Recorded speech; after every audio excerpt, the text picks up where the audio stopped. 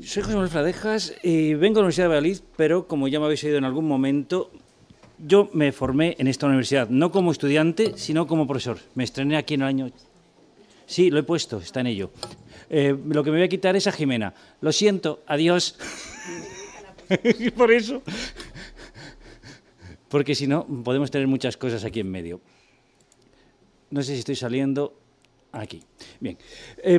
Como digo, empecé la universidad a distancia en el año 81 y afortunadamente la tecnología en la UNED siempre ha estado disponible para todos. Siempre nos ha permitido hacer lo que hemos querido en estas cuestiones.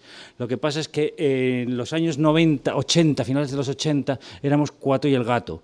Recuerdo a Ángel Martínez de Velasco, que fue profesor del Departamento de Historia Contemporánea, Germán Ruy Pérez, de Alemán, y yo en el año 82 hicimos un programa en Radio Nacional sobre informática y humanidades. El término digital, humanidades digitales, ni se conocía. Ya saben que eso nació en un pub de Oxford.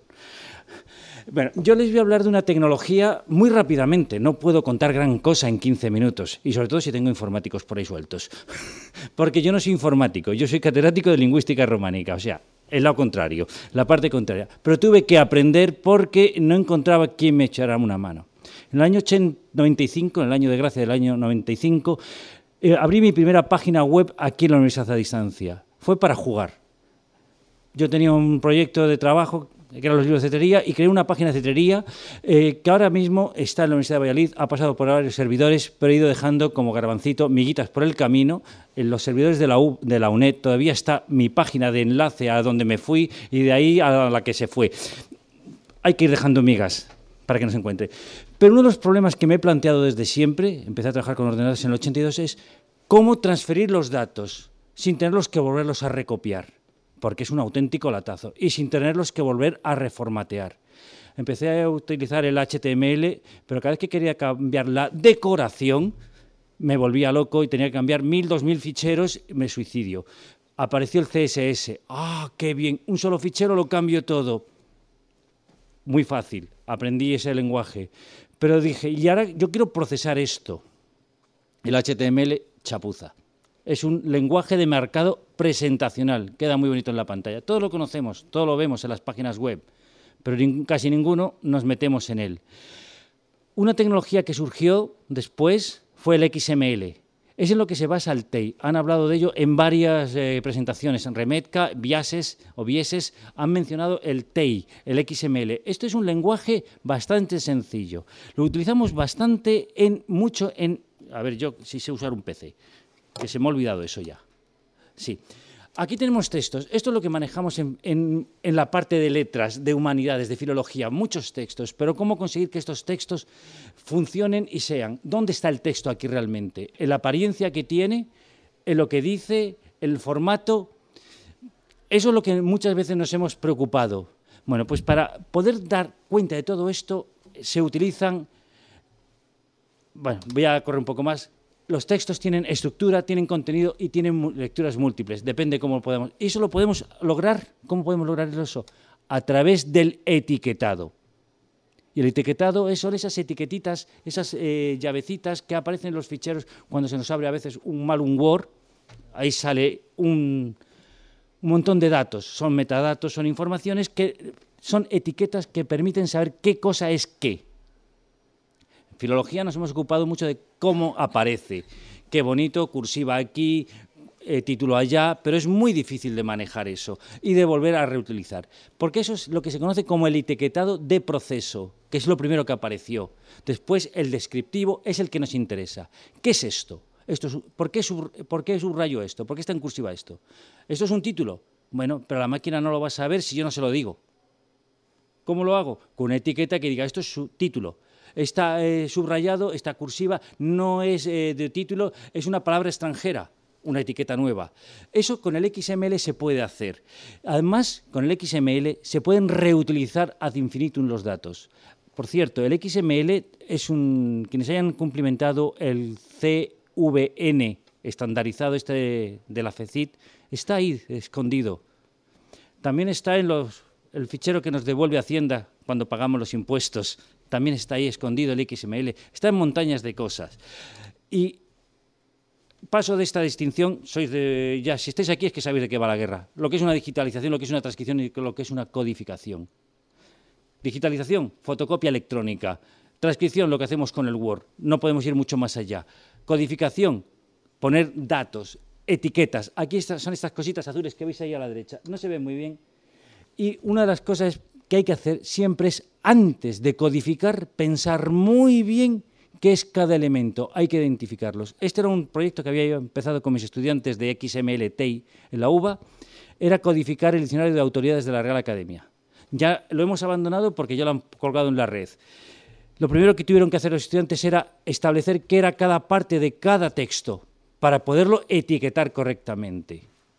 Pero ¿cómo podíamos después etiquetarlo? No era cuestión de que no lo inventáramos nosotros, porque lo que queremos es que lo nuestro sea utilizable por otro, y que otro vaya más allá, porque es la imagen de Remetka, somos enanos en los hombros de quienes preceden.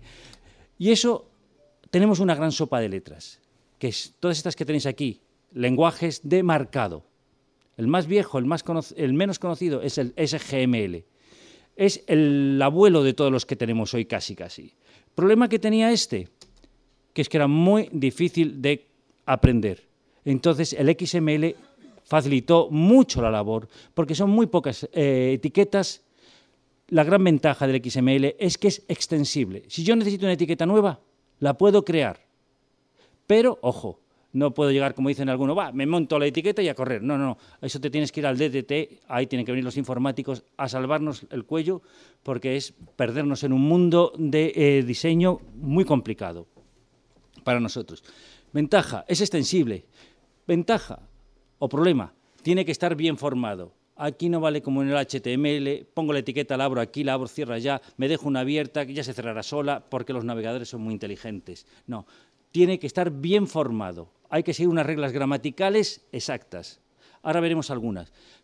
Puede ser validado. Los validadores son esas, vamos a decir, el que comprueba que lo que estás contando sirve para algo.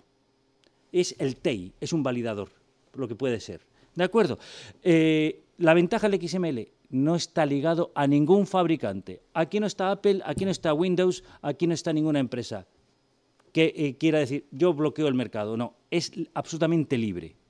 Es un lenguaje que mantiene el consorcio 3W3. Y da protagonismo a nosotros, los creadores de contenidos. Aquí tenéis una serie de datitos, paso corriendo. Aquí tenéis un pequeño documento XML. Este es un mínimo XML. Tiene que tener una declaración de qué es XML, que es esto de acá, y un documento, un nodo raíz, una raíz, un elemento raíz. Ahí dentro podemos meter de todo, siempre que esté después definido. Podemos tener elementos que pueden tener atributos y un contenido. Este es el mínimo. Podemos meter comentarios para llevar la pista de por dónde nos andamos. Un documento, un árbol con una raíz, como os he dicho, y un subárbol, un elemento, cadenas de datos. Cada cosa tiene su nombre. Por cierto, ya tenéis en Twitter el enlace a estas transparencias. Las he colgado hace un momento. Aquí tenemos este mensaje. ¿Cómo convertimos esto en un fichero XML? Analizamos tranquilamente y vemos que tenemos un mensaje. Mensaje tiene A, D, asunto, cuerpo, firma.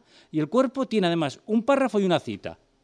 ¿Cómo lo codifica? Pues con todas estas cosas, posibilidades, estas son las reglas del XML básicas, voy a pasar de ellas, aquí lo tenéis. La declaración XML, esta primera línea me dice, esto es XML, lo puedo utilizar, me voy a enterar de lo que hago. Declaración del nombre de espacio, ¿dónde está la gramática que me va a interpretar ese fichero? Elemento raíz, mensaje. Elementos que puede haber dentro de la raíz, aquí hay unos 4.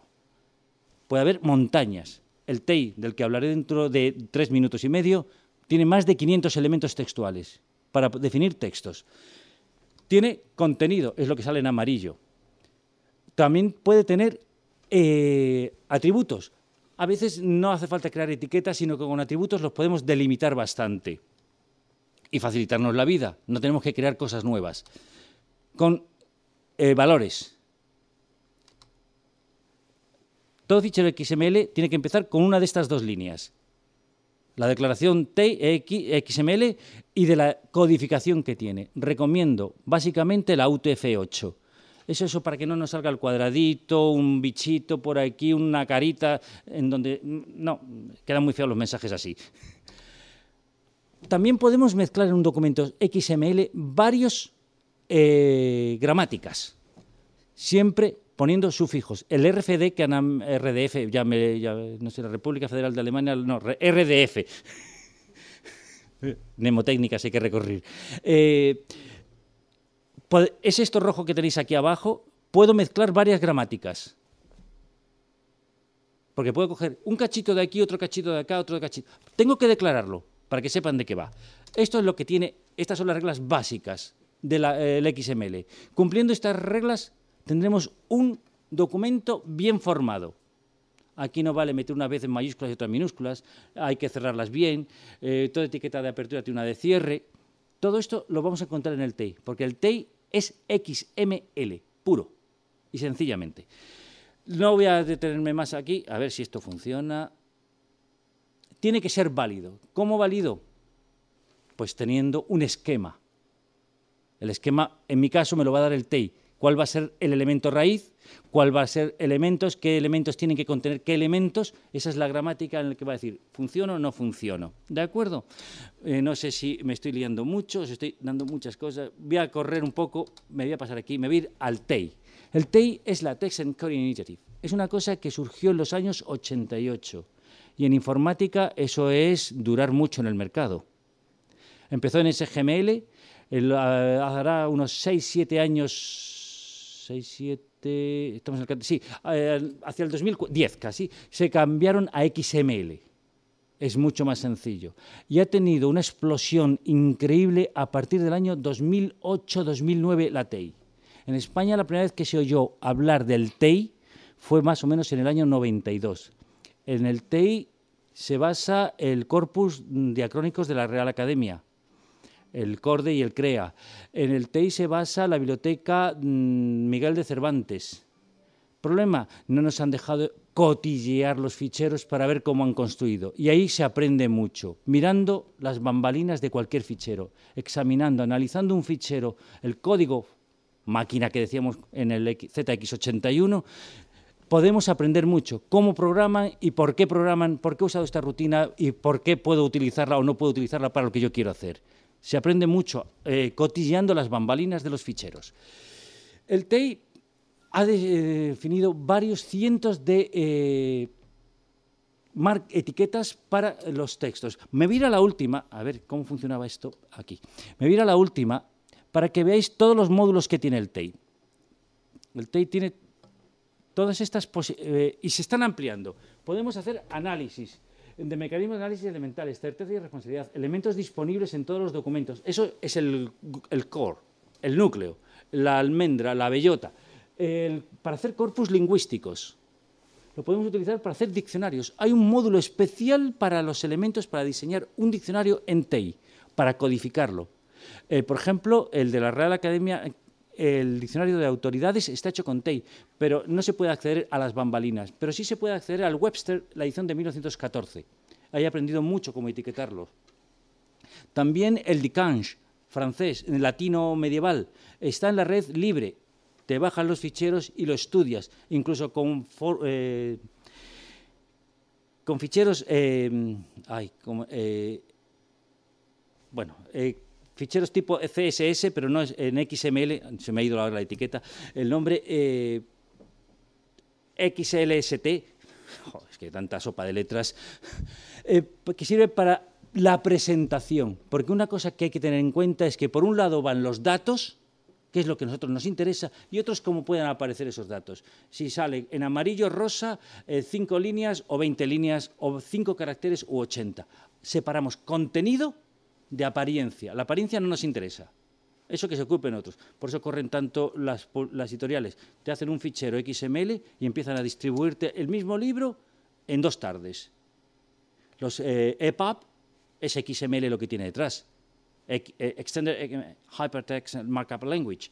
O sea que sabiendo esas cosas podemos llegar. Tenemos también para figuras, tablas, formularios y gráficos. ¿Cuántas veces nos encontramos con problemas de cómo represento codificadamente esta tabla? Hacer una tabla es complicado. Tenemos también descripción de manuscritos para aquellos locos como yo que se dedican a la filología clásica, a la filología, no clásica de clásicas de latín y griego, sino a la filología, a la edición crítica de textuales. Descripción de manuscritos, eso lo están utilizando muy bien. Es magnífico lo que están haciendo en la eLibrary de Suiza. Están codificando con XML-TEI los catálogos de los manuscritos. No solamente eso, tienes la posibilidad de linkear, unir los datos de ese fichero con el texto, las imágenes y con el facsímil y con el texto transcrito, codificado. Tú después lo utilizas como quieras. Me parece una tecnología. Por cierto, esto yo aprendí en 4 tardes y media el XML, en 10 el TEI y aquí estoy jugando todos los días porque no me aclaro muchas veces. Hay que jugar, no hay problema. En informática, si una cosa es cierta, es que si el ordenador se quema, fácil, se compra otro. Nuestro paciente no se va a morir nunca, no le va a pasar nada a nuestro cliente. También tenéis una estructura, aparatos críticos. Aquí no está porque es un poquito vieja esta transparencia. Hay para los que se dedican a la crítica genética, que es una cosa que está ahora un poquito de moda, se ha puesto de moda. La crítica genética, cómo el proceso de creación y cómo representar eso en datos estructurados. Porque si una cosa tiene el XML y el TEI es que son datos estructurados. ¿De acuerdo? Vamos a ir a ver un momento ahora ya ¿cómo voy, Elena? ¿Qué? Poquito. Bueno, es que contar todo esto en 15 minutos es de suicidio. Lo tenéis en las transparencias que os he colgado a través de Twitter. A ver, ¿dónde está? Aquí. Aquí tenéis, no sé si se verá bien, son 3 estructuras básicas del TEI. El TEI mínimo es un TEI header que es obligatorio, donde van a estar los metadatos que van a chupar todos. Y después el texto, lo llamará siempre texto. Este es el mínimo. Podemos complicarlo, que es el que os he dicho de la biblioteca eLibrary, eCódices de Suiza. Los facsímiles, que podemos meter aquí las imágenes, enlaces a las imágenes, van a chupar a los servidores, después ya vendrán los problemas de paralaje. Ya eso es cuestión de los informáticos, que es donde nos tienen que echar la mano, porque si no nos perdemos. Y el texto, a ver si lo encuentro, obligatorio. También podemos hacer corpus. Estas son las 3 estructuras posibles en el TEI. La más mínima, con facsímiles o para corpus. Los corpus es meter muchos textos, pequeños textos. Es lo que puede subyacer, por ejemplo, en el CORDE y en el CREA. Pero no lo sé, porque no he podido hacer eso. Todo documento TEI tiene que comenzar con TEI, tener el TEI header, el text. No todos los árboles que tiene el TEI son obligatorios. Hay uno siempre obligatorio. En el header es obligatorio y el text. Dentro del text, dentro del encabezamiento tiene que haber un obligatorio que es FileDesk. Todos los demás son opcionales. Los pones si quieres o crees que es necesario. FileDesk es para contarle al mundo qué haces, cómo vas y cómo lo has hecho. Y encabezamiento es importante por las 2 cosas que tenéis abajo, control bibliográfico e identificación para documentar la fuente y su procesamiento. Paso al siguiente, y un text ya podemos complicarlo. Puede tener, pensad en un libro, tiene su prólogo, tiene sus índices, eso es opcional en el TEI. Lo único obligatorio es el texto, el front y el back es opcional, pero el body es obligatorio. Dentro de ello, aquí lo tenéis un pequeño esquema. Front, opcional, front tiene que tener el body obligatorio y el body tiene que tener, para que sea válido, un mínimo de un párrafo. Un párrafo o un verso. Tiene que estar bien anidado. Bueno, es repetible, todos los textos se pueden ir repitiendo, pero tiene que tener bien anidados. Eso es una cosa básica. Las muñecas rusas, las matrioscas, no las podemos meter de costado, tenemos que meter una dentro de otra. Si lo conseguimos meter una al lado de otra, entonces habéis inventado algo muy nuevo y muy interesante. Nunca se solapan. Bueno, estaba diseñado para otros ordenadores más rápidos. Aquí tenéis los componentes textuales mínimos del TEI. Párrafos para el texto en prosa. L para versos. Y los versos, line en inglés, y los versos los podemos agrupar en estrofas, LG, line groups. Los diálogos, también podemos codificar teatro. Quien dice teatro dice guiones cinematográficos, guiones de televisión, cualquier con SP Speaker, que tiene párrafos o puede tener versos, o mezclar las dos cosas. Los que se dedican al teatro saben las complicaciones que tienen cuando mezclan los dos tipos. También stage directions, las acotaciones. Lo que pasa, se pueden entremezclar todos estos datos porque puedes utilizar todos los módulos o solamente un módulo, como está haciendo Remetka, que está utilizando solamente el módulo de verso. Puedes utilizar lo que te interese y además lo puedes customizar. Aquí tenéis unos pocos ejemplos, muy esenciales, muy básicos. Este es el principio, es el poema del Cid, el inicio, división. El bloque tiene 3 cantos, pues el primer campo, traca, tipo canto. Ahí tenéis una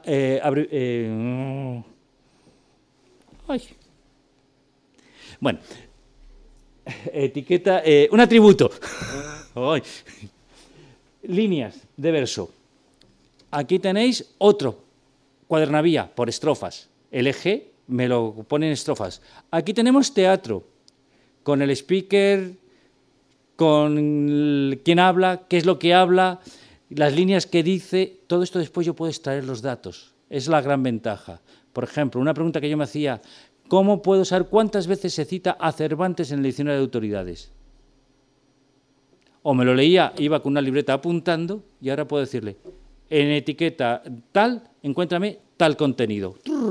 Segundos. Se tarda segundos. Aquí tenéis prosa, por supuesto.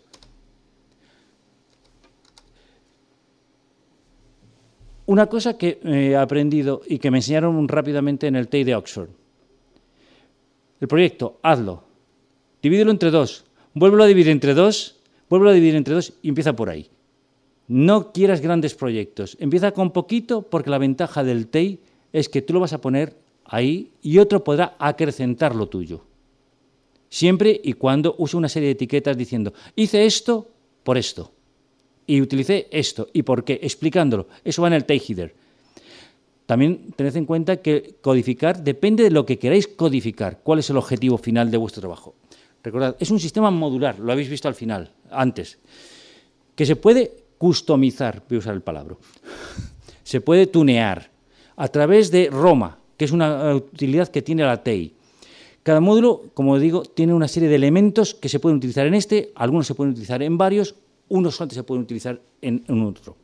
Son elementos que están clasificados semántica y estructuralmente. No puedo usar una cosa donde no puede ir. Ese es el problema. Que hay que pensar muy bien lo que quieres hacer. Y, a ver, arranca. Definid bien los... Ya, voy. El TEI me parece una herramienta muy buena para las humanidades digitales, sobre todo quienes usamos mucho texto, pero no solamente texto. También hay una utilidad por ahí que se llama, de la Universidad de Victoria, que es una especie de procesador de textos, de imágenes, para etiquetar páginas impresas con imágenes, que es el Victoria Image Markup Tool, la Image Markup, IMT creo que se llama, que permite tener la imagen y tú vas delimitando los campos y poniéndole las etiquetas y los contenidos que tiene. Eso para cuestiones de imágenes, como por ejemplo el proyecto de los planos, puede ser muy interesante porque permite delimitar las áreas. Bueno, lo dejo aquí porque es mucho en muy poco tiempo. Eran grandes pildorazos. Muchas gracias a todos.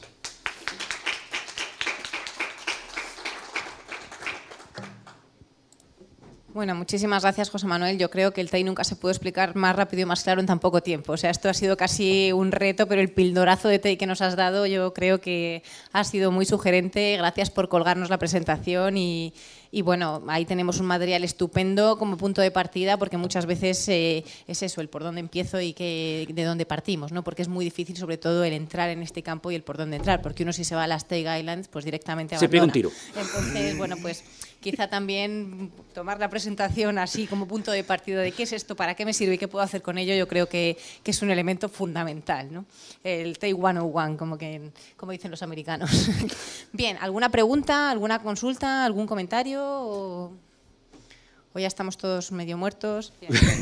De hambre. Solo quería añadir una cosa, igual me lo he perdido, que la ATI es súper útil, la uso también.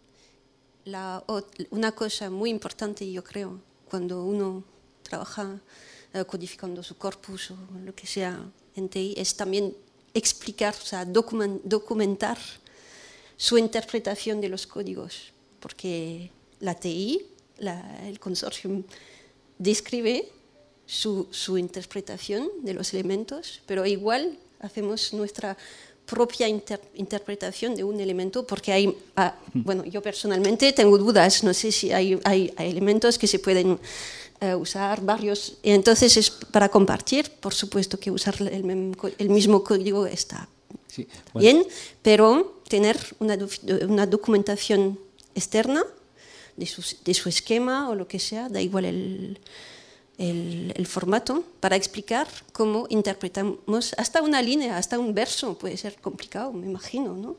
Pues nada, es lo que quería decir. Muchas gracias. Hay grupos de interés, listas de distribución que mantiene la TI.org.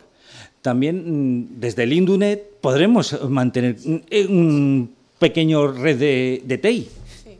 Y sobre todo TI en español. Que, bueno, hasta ahora vamos a ver, TI en español. No pensemos que se van a traducir las etiquetas. Nunca, jamás. Eso es una barbaridad. Comunidad hispanohablante, no traducción de etiquetas. Bien, no, es que muchos piensan que tradúcemelo al español que no me entero. Bueno, había una iniciativa.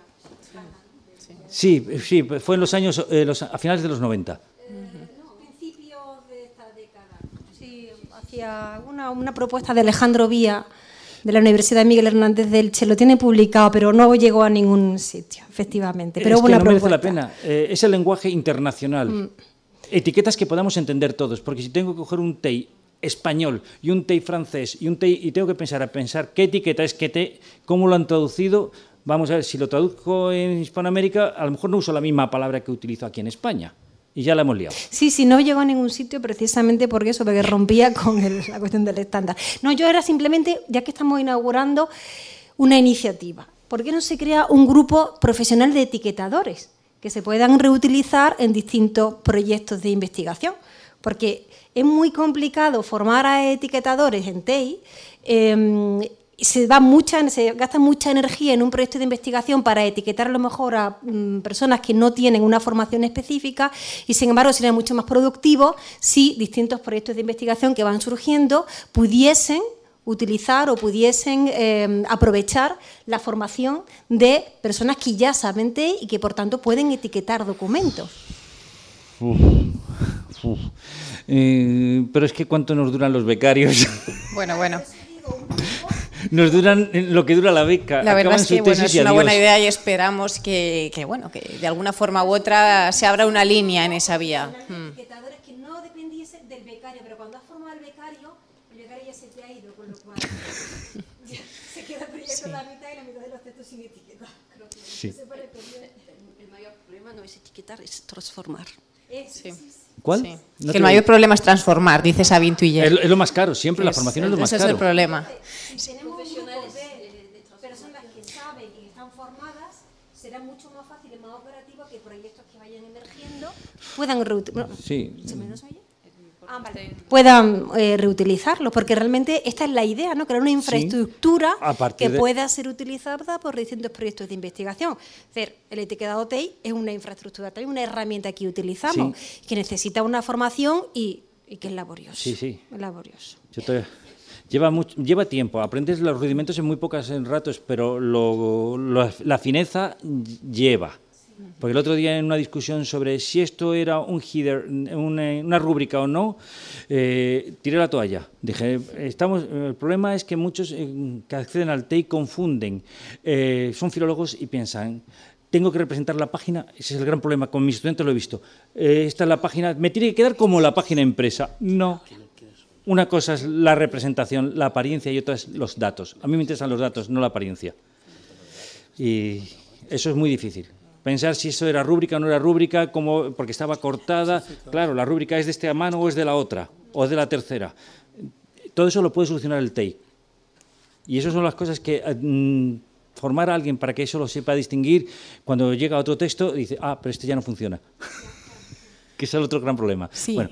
No, y luego también que cada proyecto de investigación tiene su interpretación de las etiquetas, o sea, porque esto no es una cosa que efectivamente hay etiquetas que son muy claras y hay otras que no lo son tanto. Entonces, bueno, ahí también entre nosotros mismos se monta cada bien una discusión. ¿Cómo etiquetar? Pero sí que me parece importante lo que ha dicho Sabine, que es lo de documentar clarísimamente para qué se usa cada cosa, porque es verdad que hay muchos proyectos que no han realizado ese proceso, entonces, bueno, pues es muy claro para los miembros del equipo o lo que sea, pero luego llegas desde fuera, incluso pasan unos meses y a los propios investigadores se les ha olvidado y nos ha pasado a todos. Entonces, un consejo para alguien que esté comenzando un proyecto con etiquetado o este tipo de sistemas, bueno, pues que documente muy bien desde el principio todos los pasos realizados y todo, porque efectivamente... Muy fácil. Y publicarlo en abierto, que también en España pecamos de eso. Parece que no queremos publicar dónde está nuestro secreto y nuestro código. Entonces, efectivamente, si queremos que todo sea interoperable, sí, Alba. No, yo quería preguntaros un poco para mi campo. Yo soy informática y estoy empezando a meterme en todo el tema del TEI. Obviamente el beneficio que tiene etiquetar los textos es muy claro si vais a hacer consultas hacia una base de datos o similar.